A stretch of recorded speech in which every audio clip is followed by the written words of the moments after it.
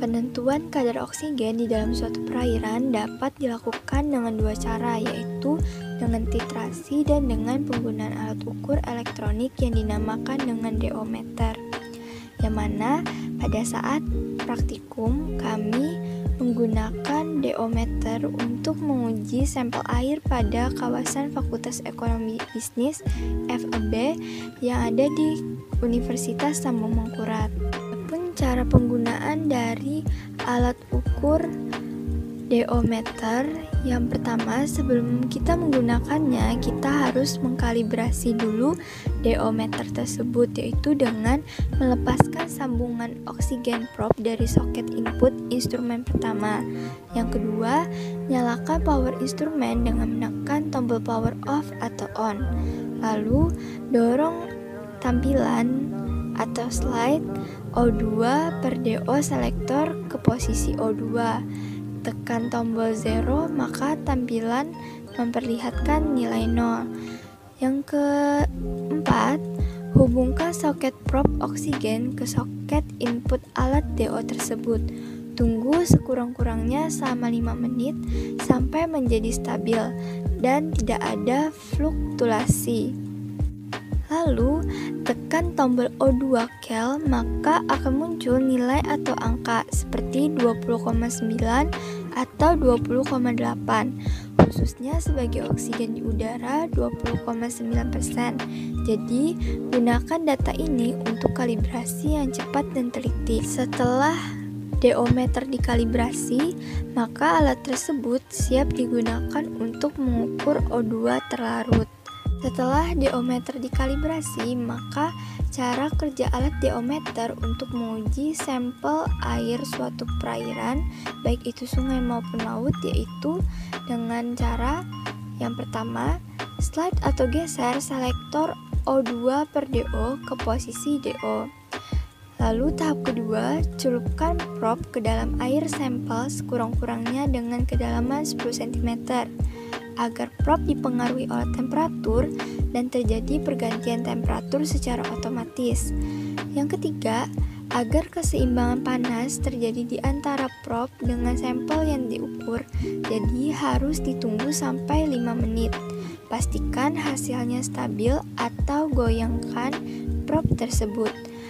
Lalu, selama pengukuran di laboratorium, disarankan untuk menggunakan suatu pengaduk magnetik stirrer untuk memastikan kecepatan tertentu dalam cairan. Di sini akan dijelaskan bagaimana cara mengukur suhu air menggunakan alat ukur termometer. Pertama, kita celupkan termometer ke dalam air, lalu tunggu 3-5 menit. Setelah itu, kita angkat dan lihat perbedaan suhu lingkungan dan suhu air. Berdasarkan hasil nilai pengukuran suhu, didapatkan hasil yaitu pada titik 1, 28 derajat Celcius, dan pada titik 2 daerah sekitaran open space didapatkan hasil yaitu 29 derajat Celcius.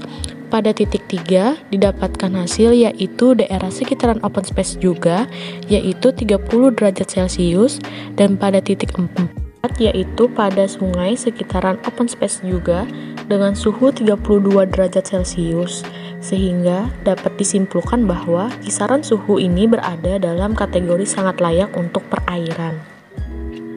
Selanjutnya ada pH meter. pH meter merupakan alat yang dapat mengukur tingkat pH larutan. Sistem pengukuran dalam pH meter menggunakan sistem pengukuran secara potensimetri. pH meter berisi elektroda kerja dan elektroda referensi. Perbedaan potensial antara dua elektroda tersebut sebagai fungsi dari pH dalam larutan yang diukur. Sinyal tegangan yang dihasilkan pada pengukuran dengan elektrode pH berada pada kisaran mV, sehingga perlu diperkuat dengan penguat operasional. Adapun cara kerja untuk pH meter ialah sebagai berikut. Yang pertama, melepaskan tutup pelindung pH meter. Yang kedua, menyalakan pH meter dengan menggeser saklar yang berada di atas pH meter. Yang ketiga, menambahkan pH meter ke dalam larutan hingga tingkat pencelupan maksimal. Yang keempat, menunggu sampai tampilan pH display stabil. Yang kelima, setelah digunakan, matikan pH meter. Gunakan air untuk membersihkan elektroda, kemudian tutup dengan tutup pelindung. SeCiDis adalah instrumen alat sederhana yang digunakan untuk mengukur transparansi air di lautan dan danau. SeCiDis ini berupa lempengan berbentuk cakram yang diberi warna pada permukaan cakram. Biasanya menggunakan dua warna, hitam dan putih, dengan bentuk arsiran 4 bagian pada cakram. Langkah-langkah menggunakan SeCiDis. Yang pertama, mengikat terlebih dahulu SeCiDis dengan tali. Yang kedua, menurunkan piringan SeCiDis ke perairan yang ingin diukur secara perlahan sampai tidak terlihat. Yang ketiga, menandai batas tali SeCiDis tadi. Yang keempat, mengukur batas tali SeCiDis tadi dengan meteran. Kemudian yang kelima, mencatat kedalaman hasil pengukuran. Yang keenam, untuk mendapatkan hasil yang maksimal, ulangi langkah tersebut sampai beberapa kali.